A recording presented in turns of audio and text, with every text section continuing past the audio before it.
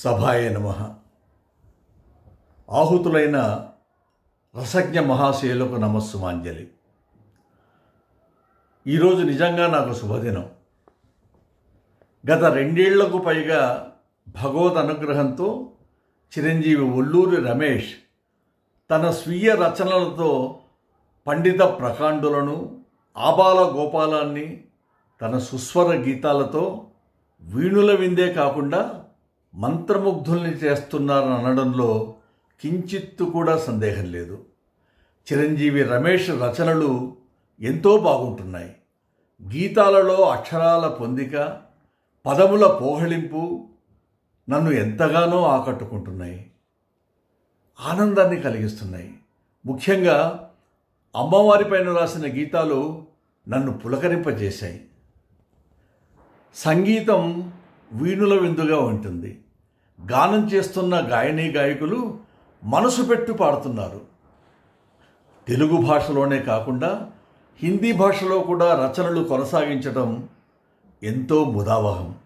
ఇదంతా చూస్తుంటే రాబోయే కాలంలో చిరంజీవి రమేష్ గొప్ప వాగ్గేయకారుడిగా రాణిస్తాడనడంలో నాకు నమ్మకం కలుగుతుంది.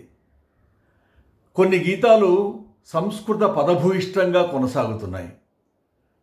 నేను వింటున్న గీతాలు అన్నీ బాగుంటున్నాయి. ఆ గీతాలలో జగత్పాలకం, మహాజ్యోతిర్లింగం, నానాలంకారయుక్తం, స్ఫటికమణి విభావం అన్న గీతం, అలాగే జయ రాధామాధవ గీతం ఆశాంతం విన్న నా మనసు ఆనందంతో, తన్మయత్వంతో పులకించిపోయింది. అద్భుతమైన సంగీతం, అత్యద్భుతమైన సాహిత్యం. ముఖ్యంగా రాధామాధవ గీతంలో ముఖ్యంగా గోపికల ప్రేమ ఉన్నత్యం హృదయాన్ని ఆనంద డోలికలలో ఊగిస్తూ కట్టిపడేసింది. ఇలా చెప్పుకుంటూ పోతే గీతాలలో ఎన్నో విశేషాలున్నాయి. గీత రచనతో పాటుగా సంగీత రచన కూడా నిర్వహించడం రచయిత అసమాన ప్రజ్ఞ అని చెప్పక తప్పదు.